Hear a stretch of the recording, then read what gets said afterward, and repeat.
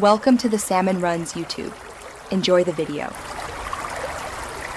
In this video, I will explain how to learn Java on your mobile phone. First, download a suitable mobile integrated development environment, or IDE, from your App Store. These applications provide a complete coding environment, allowing you to write, compile, and execute Java code directly on your device. Many also include interactive tutorials and exercises, making it easy to start your programming journey. Dedicate at least 30 minutes daily to practice. When choosing a mobile Java IDE, prioritize features that enhance your learning. Syntax highlighting makes your code readable, while auto-completion speeds up typing and reduces errors. Verify that the IDE supports essential Java libraries, enabling you to work with various functionalities. Reading user reviews can help you find a stable and user-friendly application, ensuring a smooth learning process without frustrating technical issues. There are several excellent options available.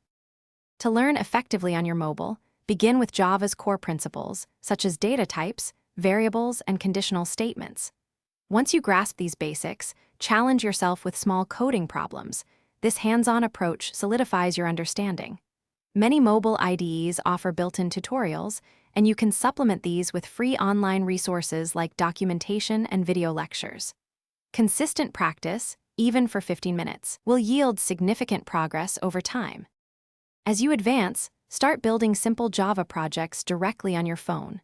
Begin with console applications to focus on logic and syntax without complex user interfaces. Experiment with object-oriented programming concepts by creating classes and objects for basic simulations.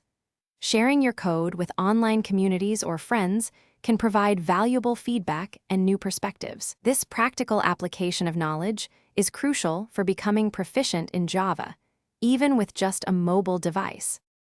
Thanks for watching. Consider subscribing if we helped you.